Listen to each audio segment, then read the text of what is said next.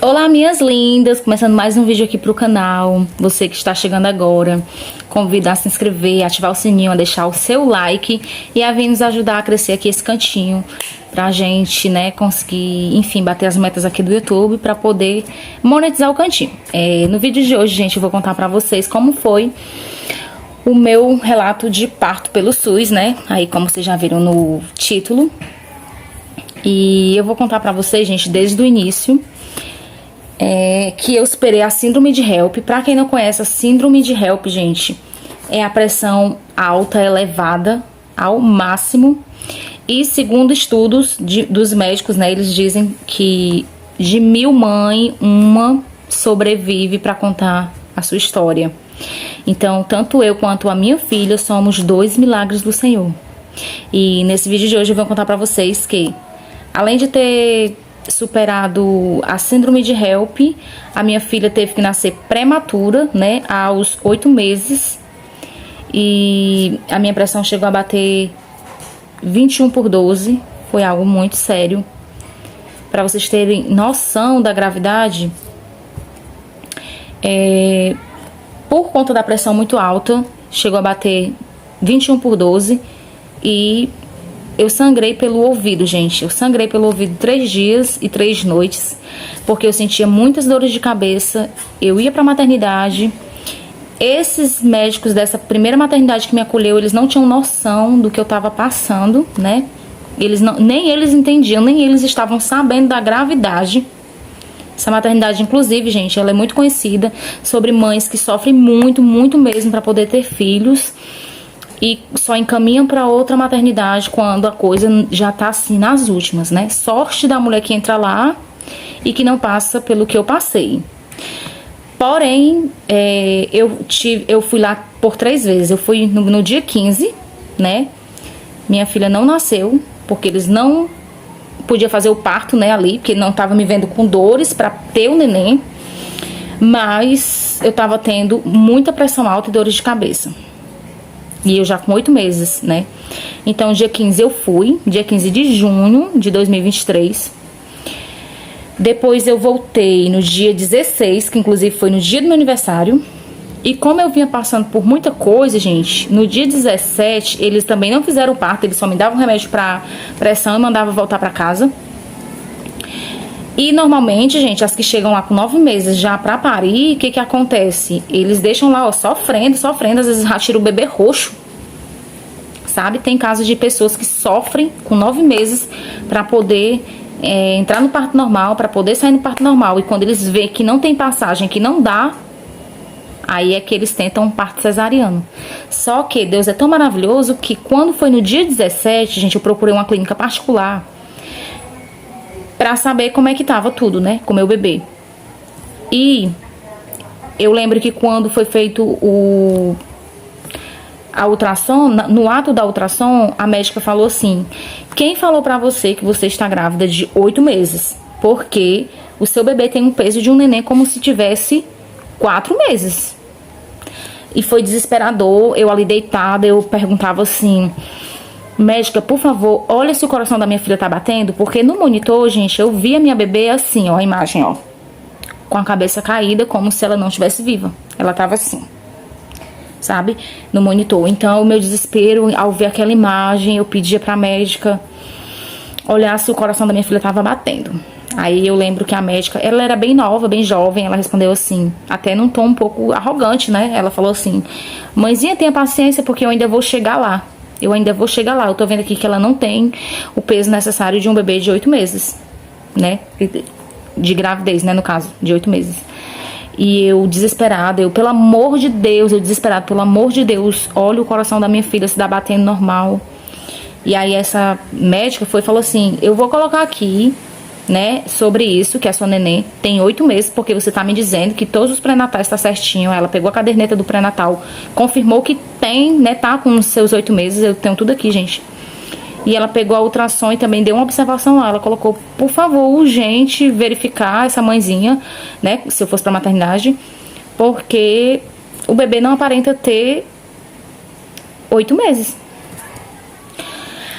Aí até que ela chegou na parte do coração e falou: não, o coração, graças a Deus, tá batendo normal. Aí ali naquela hora eu só agradeci a Deus, né? Eu fiquei aliviada, isso tudo no dia 17 de junho. Quando foi no dia 18, gente, eu tinha uma prova da Guarda Municipal pra mim fazer. Só que como eu já vinha passando mal, né? Passando mal das coisas. Dia 15 eu fui na maternidade. Dia 16, no dia do meu aniversário, inclusive, fui também.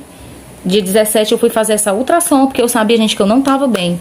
Ainda bem, gente, que eu não fiquei em casa, porque, pasmem, durante todo o processo do meu pré-natal, nunca foi me dito que eu poderia sofrer eclâmpsia ou pré-eclâmpsia, que dirá a síndrome de HELP, que foi o que eu tive, que é o estágio final de uma gestante em pressão alta, muito alta. Com isso, dia 18, pela manhã bem cedo, eu fui na maternidade de novo, levei essa ultrassom, cheguei lá, relatei que na noite anterior eu tinha tido sangramento no ouvido, porque eu senti uma dor de cabeça tão forte, mas tão forte. Foi tão forte a dor de cabeça que eu senti que eu sangrei pelo ouvido. Vocês têm noção que é uma dor de cabeça muito forte? Não tem essa dor de cabeça que vocês sentem normalmente aí, muito forte? Imagina você sentir ela assim 4 vezes ou 5 vezes mais explodindo sua cabeça. E por incrível que pareça, eram em horários que eu estava mais calma, mais quietinha. Às 6 da noite e às 9 horas da noite. Era sempre às 6, quando o tempo, né, ficava de boa. Pra não dizer assim, era a quentura do sol. Não era, gente. Era só mesmo o sofrimento mesmo. 6 horas da noite e às 9. Eram os horários que eu sentia muita dor. E aí no outro dia, no dia 18, né, no caso, quando eu amanheci, eu falei assim pra minha mãe: mãe, eu não vou mais ficar em casa sentindo dor, vou na maternidade de novo saber por que eu tô sentindo essas dores. Porque eu já tô com medo de quando dá 6 horas da noite eu sentir essa mesma dor, quando dá 9 horas da noite arrochar essa mesma dor, não é normal. Aí fui pra maternidade, quando eu cheguei lá, o médico só falou assim: vai ter que sulfatar, encontre alguém pra lhe encaminhar, para lhe acompanhar, que eu vou lhe encaminhar para uma maternidade na capital, no centro, porque você não pode ficar aqui. Tem que ser feito o seu parto. Você tem alguém para lhe acompanhar? Eu liguei para minha irmã foi comigo. Minha irmã passou mal ainda dentro da ambulância, porque, gente, o que eu senti naquele dia, eu não desejo para ninguém. O acesso saiu do meu braço, jorrava sangue, gente. Ali parecia que eu tava, sabe? Parecia que aquilo ali não era tão simples assim. Jorrava sangue nesse acesso. O acesso saiu, o sangue escorreu por tudo. Explodiu sangue assim do meu corpo. Minha irmã passou mal, porque na hora ela viu o sangue descendo, ela achou que eu tava perdendo a minha filha. Só que o sangramento, gente, até onde eu sei, apesar que eu tava quase desmaiada de dor, até onde eu sei, foi somente do acesso que saiu, de onde eles colocam os medicamentos, né? O soro, os medicamentos que foram colocados. Eu lembro que foi 2 médicos e uns 3 enfermeiros na ambulância. Acho que eram 3. Acho que era um médico e mais 3 enfermeiros. Eu não tenho muita certeza agora. Só sei que era muita gente dentro dessa ambulância e minha irmã. E meu corpo queimava, eu gritava, eu pedia, pelo amor de Deus, me ajudem. Gente, eu tive que interromper aqui, porque chegou aqui um pessoal, a menina brincando e o meu sobrinho, e aí eu tive que interromper aqui. Então, esse acesso saiu, né, dos medicamentos, até desfoquei um pouco, porque eu tava falando aqui e eles entraram de uma vez. E aí eram esses 3 médicos, ou melhor, um médico e 2 enfermeiros, acho que no total eram 3. Esse acesso saiu, eu gritava de dor, meu corpo queimava. Meu corpo queimava. Eu já perguntei para várias pessoas, inclusive que tiveram eclâmpsia e pré-eclâmpsia, e nenhuma delas me relatam que sentiram isso, não. Sabe? Meu corpo queimava. Queimava como se estivesse dentro de uma fogueira. Inesquecível. O dia do meu parto foi muito inesquecível, porque eu comecei a sofrer desde cedo da manhã. E aí, gente, me encaminharam para essa maternidade escola, né? Eu fiquei muito feliz, inclusive, porque a minha filha nasceu no mesmo hospital que eu nasci. Teve algumas enfermeiras que cuidaram da gente, que ela disse assim: possivelmente eu cuidei de você, porque No ano que você nasceu, eu já trabalhava aqui, naquela época era muito reduzida aqui o quadro de enfermeiros. Então eu creio que eu devo ter cuidado até de você quando você nasceu. Gente, foram as melhores enfermeiras do mundo que eu posso dizer aqui pra vocês. Elas cuidaram tão bem de mim, tão bem, mas tão bem. Entrando nessa questão, quando eu cheguei lá na maternidade, elas perguntaram assim, é a fulaninha que tem câncer, que vai ter neném? E aí o rapaz que me acolheu, o médico, né, da frente, falou só assim, não, é outra paciente também, doutor de Lucas, eu nunca vou esquecer esse nome. Acho que se eu tivesse um outro filho, porque nem quero ter filho, nem penso nisso, nem posso, eu colocaria de Lucas, só em homenagem ao anjo que foi usado por Deus, que me encaminhou naquele dia. Porque, gente, como já dito, eu já tinha passado por 2 vezes nessa maternidade e eles não aceleravam o meu parto, não me encaminhavam e eu morrendo todos os dias dentro de casa com dor. Então, nesse dia, tinha esse médico lá que me encaminhou, né? Basicamente, foi ele que falou pra me levar, pra me encaminhar com urgência. Quando eu dei entrada lá, gente, nessa maternidade, a minha pressão ainda estava alta. E eles também não podiam me dizer nada. Aí eu lembro que eu só ficava comigo mesma. Eu ficava assim, meu Deus, eu não creio que eles vão me colocar pra casa de volta porque eu vou morrer. Eu vou morrer. Eu não conseguia me mexer, gente, de tanta dor. Era uma dor de cabeça tão horrível que era como se meu ouvido tivesse tudo tampado. E aí demorou um pouquinho nisso tudo, gente. Eu saí de casa às 7 da manhã. Acho que a minha irmã, quando eu dei entrada nessa maternidade, eu não sei quanto tempo eu fiquei ali. Eu sei que quando minha irmã chegou, não sei se era mais ou menos meio-dia, ou pouquinho pra meio-dia, ou beirando já 1h da tarde. Eu não sei de nada, porque eu tava muito fora de si. E eu só lembro que já era basicamente à noite quando a gente entrou ali naquele hospital. Eu sinto que, eu acho que já era noite, não sei, gente, por conta das luzes. Mas assim, pelo tempo do que eu tava passando, que eu acho que eu tava tendo a noção, eu sinto que eram umas 6 horas da noite, não sei. Mas eu ficava pensando, como que o tempo passou tão rápido assim, já é a noite, né? E ao mesmo tempo eu não tenho noção do horário, do tempo, de nada, porque eu tava, gente, muito mal e medicada, né? Então, eu só lembro quando a minha irmã chegou pra mim e falou assim, eu só disse assim pra minha irmã, eu queria muito logo ter o neném, eu tô com medo de voltar pra casa, não ter minha filha. Só que nisso, as enfermeiras já tinham dito pra minha irmã que eu ia ter a minha filha, que eles iam fazer meu parto, só que não podia me dizer naquela hora, porque infelizmente eu poderia ter sabe, a pressão podia subir, enfim. E como já estava muito alta, eu tinha que esperar baixar para poder realizar o parto. E como demorava para baixar, então eles não podiam dar nenhuma notícia para mim, porque não sabia a reação que poderia ter e ali mesmo aconteceu o pior. Até que elas me falaram assim, pronto, a pressão dela já tá 12/8 e já vai fazer o parto, né? E aí eu tava numa sala, gente, né, com os acessos, muitos medicamentos e tudo mais. Me levaram para outra sala. Quando eu cheguei nessa outra sala, a equipe de médicos se apresentou, né, falou que eram eles que iam realizar meu parto. E uma equipe, gente, de muita gente, sabe? Eu não conto quantos, acho que mais de 6 profissionais dentro daquela sala. E a mão de Deus, né? E aí foi quando a minha filha veio ao mundo, por volta de 10h49, né? A hora que ela nasceu, 22h49 da noite. Na hora que tiraram minha filha de dentro de mim, a minha filha ela só fez assim, sabe? Não foi um choro, não foi um nascimento como um nascimento normal que você escuta seu filho chorar. Eu não ouvi o choro da minha filha. Nisso, antes deles fazerem um parto, eles tinham me dito que eu poderia ver a minha filha, poderia tirar até foto, né, aqui de ladinho. Só que não foi assim que aconteceu. Quando eles tiraram minha filha de mim, que a minha neném fez só eles trouxeram já ela dentro daquelas incubadoras, que era só uma caixa, né, logo quando nasce. Não é bem uma incubadora bem fechada como ela nasce, que ela fica na UTI neonatal. Era só uma caixa, assim, como se fosse um depósito grande, transparente. E a minha filha enrolada nos mantos verde. Nisso ela falou assim, você tá vendo sua filha? E eu só respondi, não, não tô vendo, afasta mais pra cá porque eu não tô vendo, eu só tô vendo os lençóis. E aí nessa hora, ela só disse assim, tá, não pode demorar muito. Aí saíram levando minha filha, né? Nisso a minha irmã entrou na sala de parto e encaminhou e seguiu lá eles com a minha bebê, né?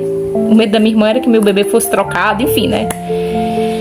E aí minha irmã seguiu junto e eu fiquei lá, gente. Daqui a pouco eles me encaminham pra UTI. Eu fiquei na sala de UTI.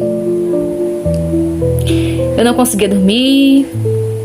Eu só queria saber da minha filha e não tinha notícias. Foi quando, acredito que pela manhã, não sei, por volta de umas 9, de umas 7 e pouco, não sei, gente. A gente não tinha relógio, a gente não tinha nada. Aí minha irmã só falou assim que a bebê tava bem e falou que tinha que ir embora porque o filhinho dela tava precisando muito dela. Aí minha irmã falou que ia embora, eu falei, tudo bem, você pode ir. Aí ela tentou localizar uma pessoa pra ficar comigo, não conseguiu, ninguém pra ficar comigo. E nisso eu só falei assim, não, tudo bem, eu vou ficar bem. Qualquer coisa eu mando mensagem, eu tô com internet no celular, então qualquer coisa eu mando mensagem, vai ficar tudo bem. E aí eu fiquei no leito, gente, lá, internada, né? Nisso a minha pressão não baixava. Primeiro dia não baixava, segundo dia não baixava, terceiro dia não baixava, quarto dia não baixava. E esses médicos pra cima e pra baixo comigo. Sobe maca, desce maca, remédio na veia, de 5 em 5 minutos.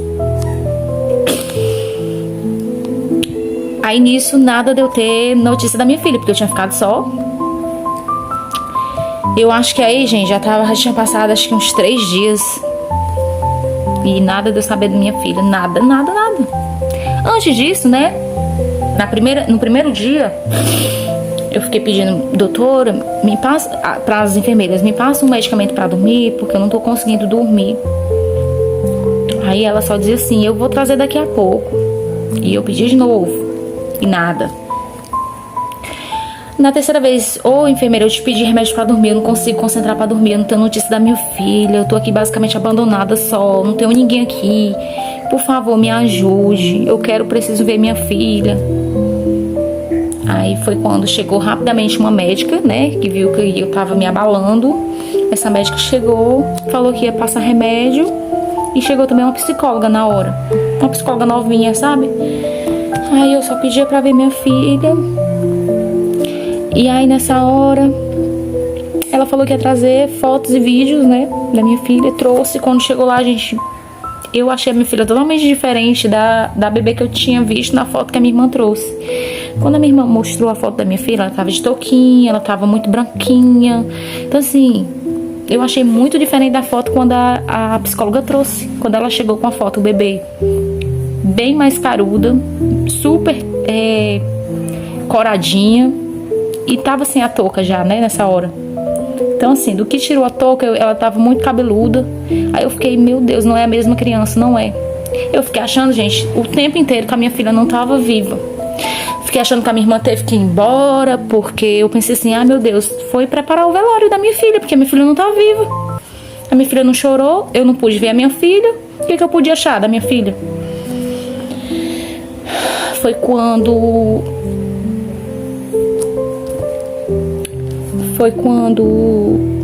eu pedia, por favor, traz a foto da minha filha, eu quero a minha filha de verdade. Como que vocês são ruins, vocês pegaram até um outro bebê pra dizer que é meu. A todo instante eu achava isso, gente. Até que quando foi à noite, né, um amigo nosso entrou em contato comigo, que inclusive esse nosso amigo já não tá mais aqui, né, ele faleceu, infelizmente ele cometeu o suicídio. E eu me lembro como se fosse agora. Ele me ligou falando assim, Nenê, como a minha família me chama, eu tô indo aí, eu tô indo te visitar. Qual a maternidade que você tá? Aí eu falei assim, não precisa. A médica já tinha, naquele momento, gente, a médica já tinha colocado o remédio na veia. E eu só falava assim, eu não quero incomodar ninguém, não precisa vir, eu tô bem. E ele só respondia assim, não, eu já tô chegando. Já me passaram aqui qual é a maternidade que você tá direitinho. Eu já tô chegando aí, daqui a 10 minutos eu chego aí pra levar uma pessoa pra ficar com você. Gente, quando eu vi ele entrando, quando eu vi ele chegando perto de mim, parecia que eu tinha visto Deus. Eu vi Deus ali agindo na minha vida, colocando alguém pra me ajudar, pra ficar ali, pra me dar uma força, que era algo que eu não tinha, né? Naquele momento eu tava só, parida, sozinha, sem ninguém, mas sempre querendo ser forte, tipo, não precisa ninguém ver, eu vou ficar bem. E aí ficou lá uma moça comigo, né? E aí depois disso eu ficava chamando ela todo instante e falava assim: amiga, eu sei que você não pode me dizer, mas eu sei que a minha filha não tá aqui. Depois disso, gente, eu tive um sonho, né? Ela falou assim: para de falar isso, tua filha tá bem. Mas nisso, gente, ninguém, nem ela que tinha chegado ali sabia onde estava minha filha. Aí ela falou assim: tua filha tá bem, vai ficar bem. E eu dormi. Quando eu dormi, gente, eu sonhei. Eu vi um homem de branco chegando e dizendo assim... Naquela hora, gente, quando eu dormi com os medicamentos, eu falei assim: Senhor, eu entrego tudo nas tuas mãos, que seja feita a tua vontade. Eu não vou desanimar, eu confio em ti. A minha vida está nas tuas mãos, seja feita a tua vontade. Sabe, parece assim que foi quando eu entreguei ali tudo nas mãos de Deus. E Deus me fez um grande milagre. Eu sonhei com Deus, sabe? Eu sonhei com Deus falando que eu não ia conseguir só, que eu tinha que confiar nele. Sozinha eu não ia conseguir. Ou seja, gente, sozinha eu realmente não ia conseguir. Mas se eu entregasse tudo nas mãos dele, tudo poderia ser diferente como foi. E aí, quando eu acordei, eu falei assim: e a minha filha? Aí ela só falou assim, ela chegou e falou assim, correndo, ofegante, feliz, falou assim: eu já localizei onde está a tua bebê tá bem e já pode te receber. Tu já pode ir lá visitar ela. Toma banho e vamos.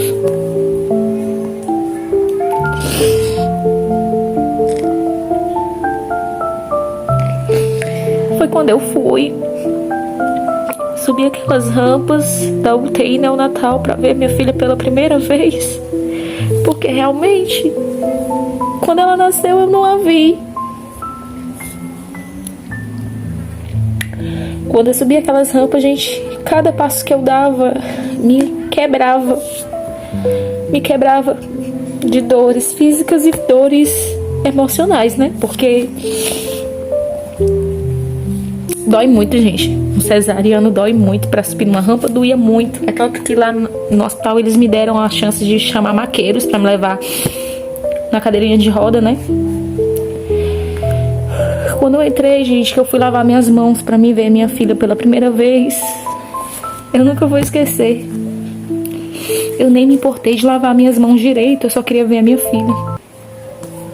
Aí é que eu entrei, comecei a lavar minhas mãos e passar álcool. E já fui logo perguntando pelo bebê da Maria Eliane, que é o meu nome. Naquela hora que a moça falou assim: seu bebê é esse aqui da frente. Quando eu vi a minha filha pela primeira vez, a minha filha levantou a mão assim pra cima, ó, como: mamãe, eu venci. Ela mexeu com o pezinho e levantou as mãos. Foi o único sinal que eu vi da minha filha. E eu passei 14 dias com ela nessa situação, sem ver abrir o olho, sem escutar o choro e sem nada. E toda a informação que eu tinha era que ela estava se alimentando com 12 ml de leite, de 3 em 3 horas, pela sonda. Minha filha tinha nascido com 1,550 kg e tinha caído o peso para 1,4 kg. E eu sofrendo, porque eu não entendia, gente, que quando o bebê nasce, ele desincha e diminui o peso. E eu pensava: meu Deus, 1,4 kg não tá se alimentando, não vai pra frente. Mas, Senhor, eu creio em Ti, eu confio em Ti, Senhor. E eu chorava nos corredores desse hospital, maternidade. E eu só sofria, gente, eu só ficava quase, sabe, pra perder o juízo mesmo. foi quando fez esses 14 dias, aí me disseram que... E nisso eu tinha ficado 6 dias internada, porque a pressão não baixava, fiquei hipertensa, de pressão alta, 5 medicamentos para pressão. Oi, meu amor. Eu te amo. E fez 14 dias da minha filha na maternidade. Eu falei, aí me chamaram. Eu vou parar aqui um pouquinho, gente, já eu volto. Gente, eu deitei aqui pra dar um carinho nela e não quero finalizar o vídeo, porque senão eu vou esquecer de finalizar, sabe? Eu não quero parar agora a gravação por isso. Nisso, gente, foram 6 dias tentando baixar a pressão na maternidade. Eu fiquei com pressão alta. Tive que tomar 5 tipos de medicamentos para pressão, por conta que eu tinha tido essa síndrome de HELP.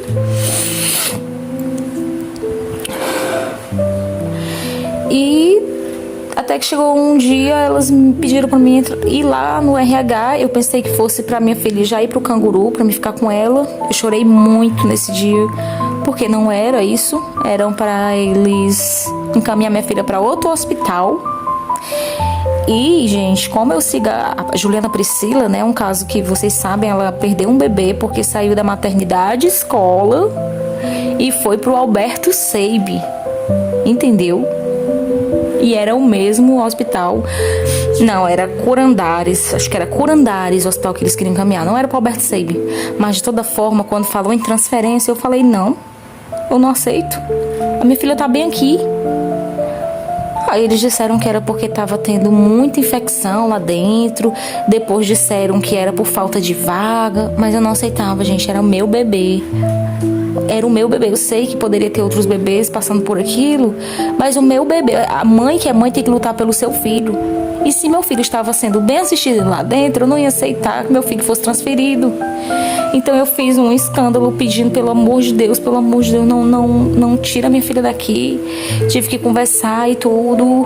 Fui para esse RH, conversei até que eu consegui. Eu lutei para que a minha filha permanecesse ali, onde Deus tinha levado para ser ali, e ali ia ser. Aí nisso, tudo bem. Quando chegou no 14º dia, né? No 14 dias, eles me informaram num domingo que a minha filha ia ser internada no Canguru. E que no Canguru a mãe tinha que voltar de novo pra maternidade pra ficar com o neném. E eu sou mãe de canguru, gente. Eu posso terminar essa história num outro vídeo. Vocês que não sabem o que é ser mãe de canguru, de bebê prematuro, comenta aí se vocês querem. Ou independente de vocês comentar ou não, o próximo relato vai ser sobre esse assunto, tá bom? Espero que vocês tenham gostado de assistir um pouquinho, de saber um pouquinho do que eu passei. Dói, sabe? Lembrar. Na época Deus me dava muita força, eu tava só vivendo no automático. Mas hoje, quando a gente para pra relembrar alguns episódios, não é simples, não é fácil. Eu espero que vocês deixem o seu like, se inscreve muito aí no cantinho para conhecer mais ainda da gente. Beijos e até o próximo vídeo.